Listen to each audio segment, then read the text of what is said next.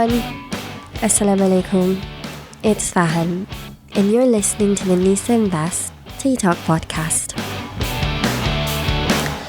Hope everybody's feeling good, ready to start your Friday.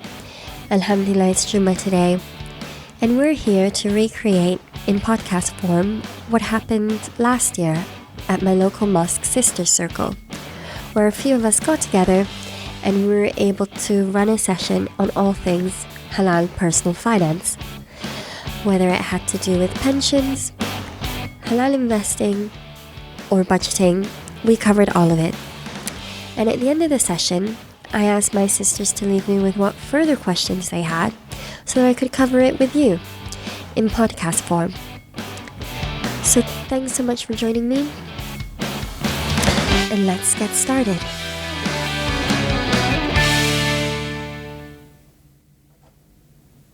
So the question this week asks about credit card benefits. So effectively, what are the pros and cons of having a credit card?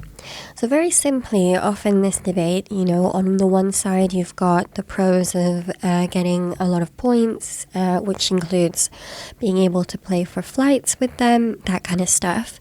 And then on the con side is what's you hear, which is finding yourself stuck in a cycle of making minimum payments on a credit card and having multiple credit cards and being surprised by credit card fees.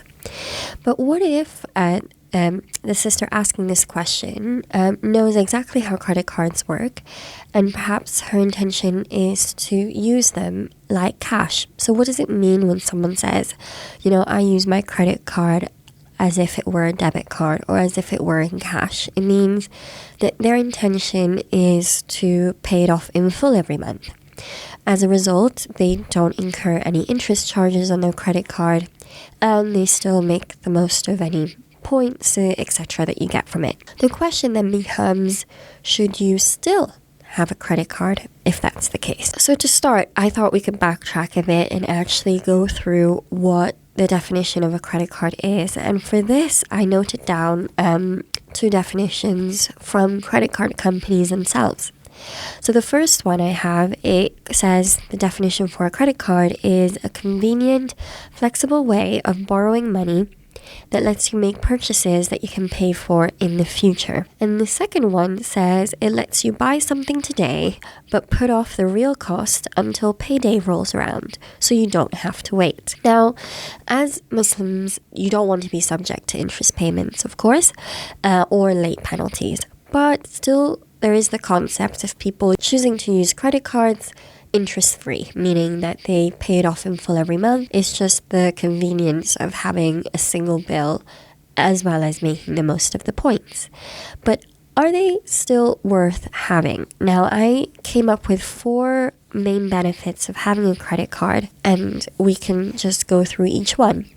The reason why I feel like the definitions were helpful is to be frank, I don't actually think the definitions themselves are that attractive, because it's saying that it's convenient and flexible, but it still tells you that it's a way of borrowing money, and it tells you that you can pay for it in the future. So the attraction there is pulling at the strings of you can have it today. You can have it now, irrespective of whether you have the cash in your account. But perhaps you do have the cash in your account, so that definition itself is not relevant to you. And then the second one, it mentions payday and telling you don't have to wait for payday, which is, I feel like, a pretty counterintuitive way of trying to convince people to spend more money. It almost presents credit cards as if they were free money. So I thought we could just delve in and go through the very first reason why people find credit cards attractive.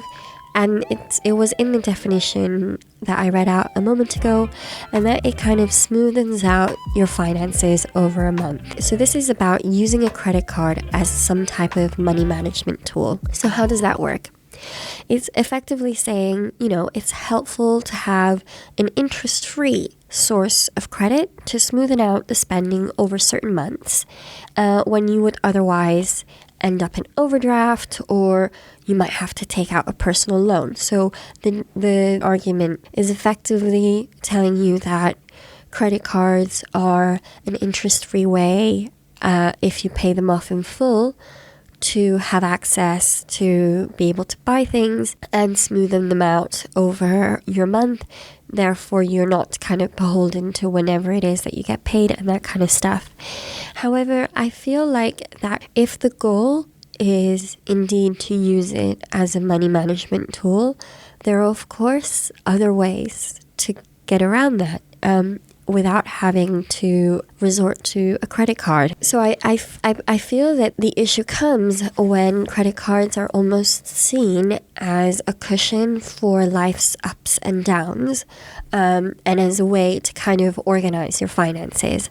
And I have to say that I love anything organization, and I used to have a credit card which I used to use for personal spending because I like the idea of seeing it come out of my account, my main current account, every month, and it's a full payment, rather than seeing this long list of wherever it is that I swiped my debit card, and that it was mixed in with all of the other payments, like into the savings account or whatever direct debit that I had.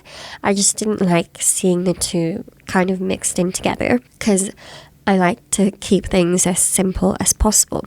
And so, I like the idea of my personal spending kind of being separate to my current account. However, the issue with that, of using your credit card as some type of budgeting tool, is that you kind of have the limit of how much you're spending is set arbitrarily by the credit limit. So the way credit cards work is that the bank that offers it to you gives you a credit line, which means that this is the amount that you can spend each month, and you have to repay it by this date each month. Now, the reality is that having a credit card is almost like a way of showing people how good you are at paying off debt.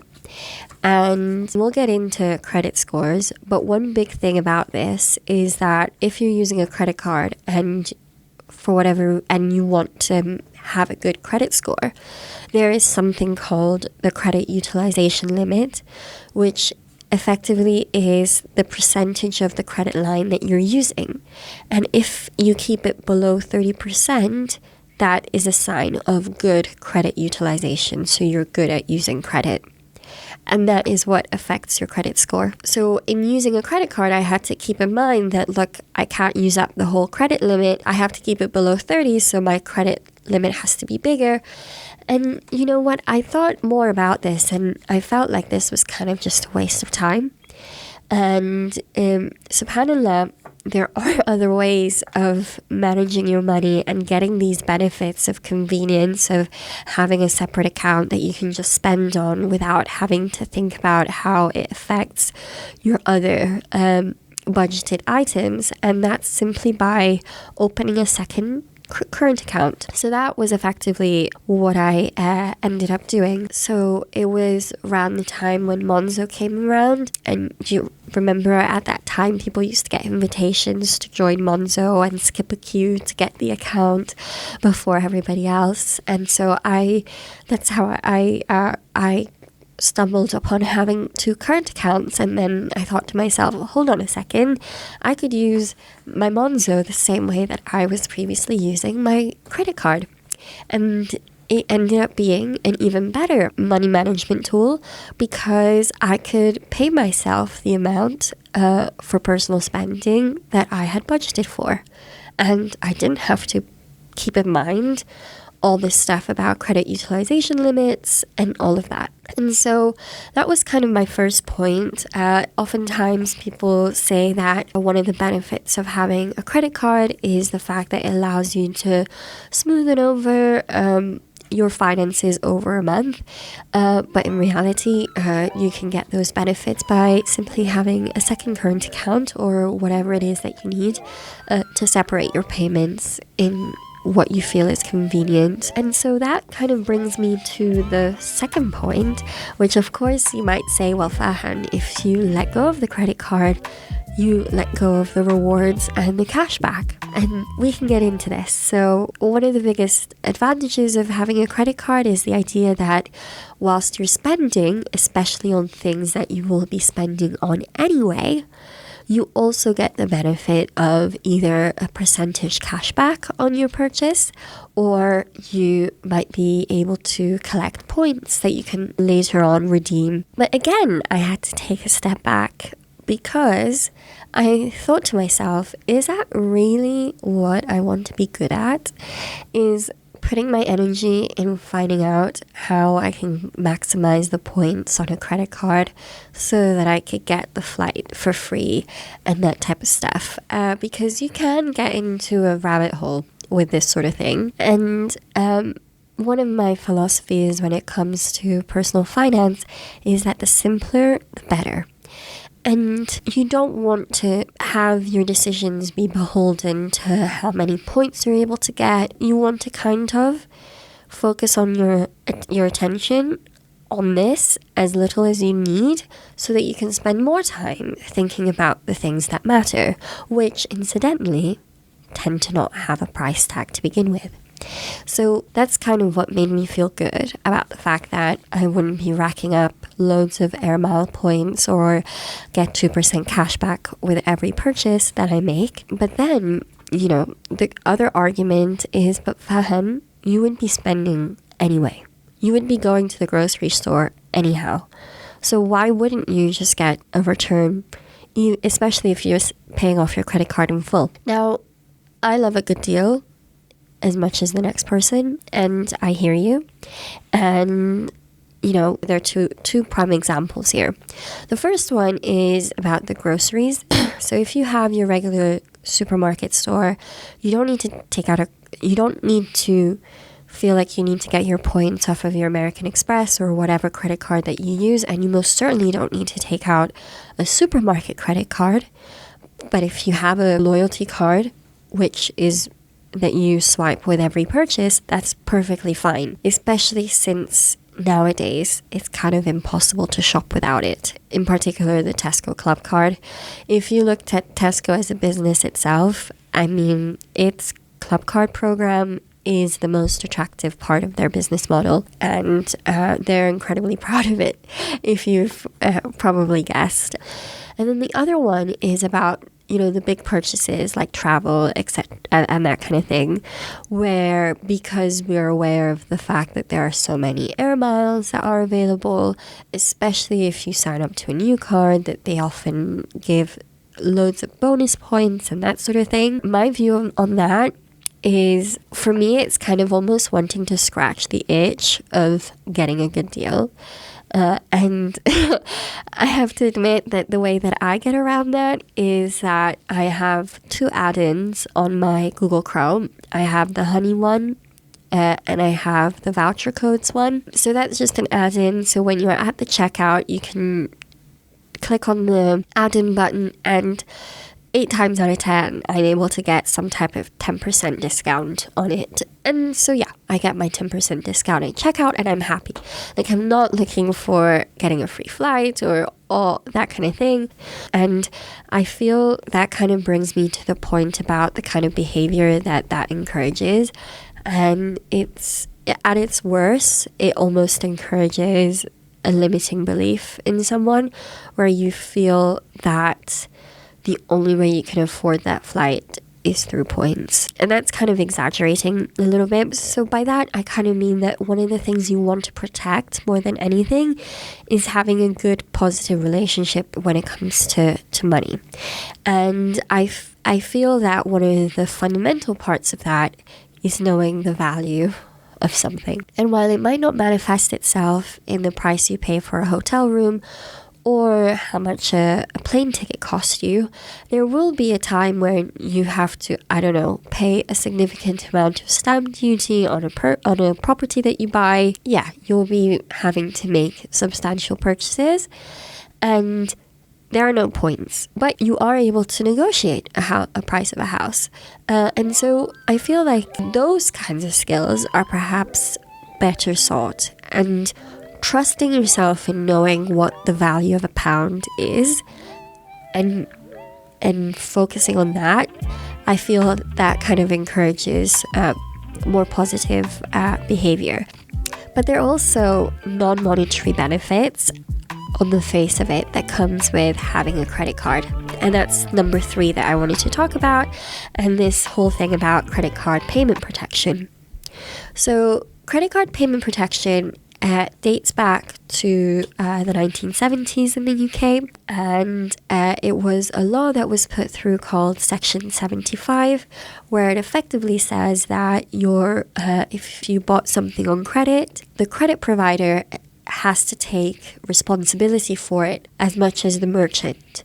So what does that mean? It effectively means that if, for instance, you bought trainers and the company that shipped it to you sent you to right feet or something like that, and you had no recourse to go after that company, and you bought it on a credit card, your credit card company might reimburse you for it. That's the gist around it. And this argument is incredibly powerful a lot when it comes to online shopping, where you might not know who the retailer is. And so paying it with your credit card almost gives you a sense of relief or insurance. So that was one thing. But then the second is also kind of related to insurance, is that credit card companies often bundle insurance plans with the credit card. So by having a credit card, you also get travel insurance, for instance.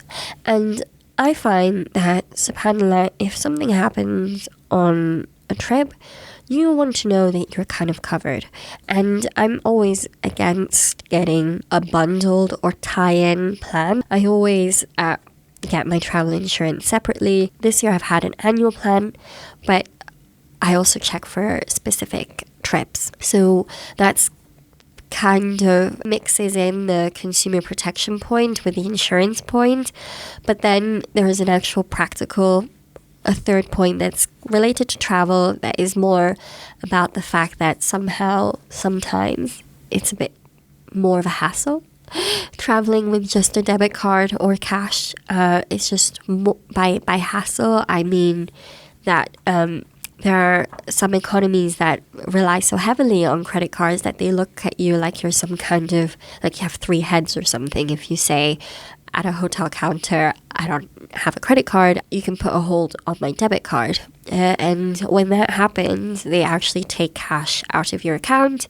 So you actually physically see the cash come out, even though by the time you check out, it comes back. But of course, the hold can't work if you don't actually have the cash enough to cover for it.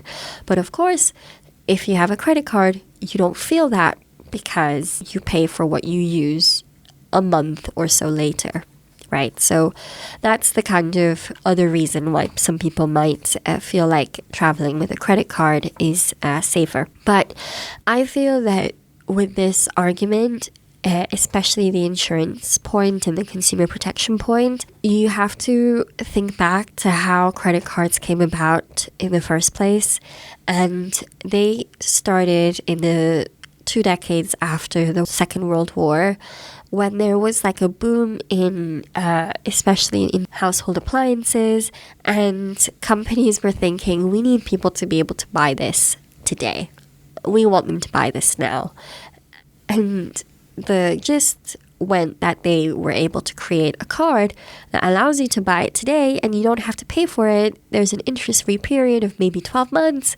After 12 months, you can pay minimum payments throughout this period, or you can spread out the payments and that kind of stuff, so that people would start, getting the washing machine, getting the microwave, and so on.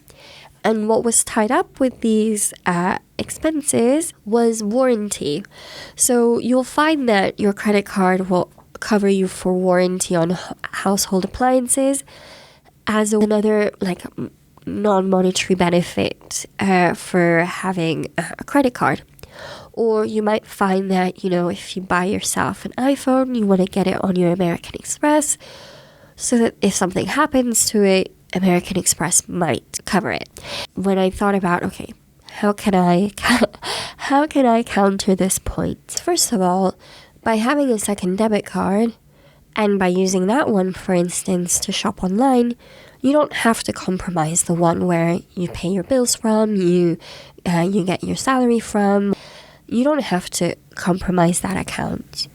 You can just have the account for spending, for general spending, if you do want to buy exotic things online. That's perfectly fine. And then secondly, I kind of touched on it related to the travel insurance. I feel like buying your insurance up front and knowing the fine print will ensure that you are definitely covered for what your trip is. So now it brings me to the final point, which is almost kind of a universal one, which is saying that everybody needs a credit card because everybody needs to have a credit score or a good credit history. And getting a credit card is a way for you to demonstrate you're a reliable person to lend to. That's effectively what a credit card does. However, if you are paying for it in full every month, you might feel like you're not actually borrowing any money. However, it is true that a credit score is, at least part of it, is a measure of how well do you repay back what you owe. And, if you're weighing up the decision of getting one versus not getting a credit card, I find that the saying that prevention is better than cure is a pretty safe thing to think about, because, you might say, well, Fahan, I'm going to pay it off in full every month, which is okay. I hear you. That might very well be the case. However, it is true that if the opposite happens and you even miss a single payment, that will have a huge damage on the credit score that your intention was to build, more so than not having one ever did. And you might, at this point, I want to get to what happened to my credit card. I just don't use it, but I haven't closed the account. However, if you do have an account open, one of the best things that you can do for your credit score is just keep it open, even if you just don't use it when it comes to your credit card. So perhaps if you're about to get your credit checked for something, perhaps it's more sensible to just stop using the card rather than closing the account in its entirety. Perhaps you're weighing up the decision and you're saying, well, I need to have my name on something because my name is perhaps not on the bills, or I don't have a record of paying for things. Now, I'm going to go out on a limb and say, if you have a phone, that's a contract that people pay for. I highly recommend that oftentimes, like especially when we're young, it might have been bundled with our family or that kind of thing.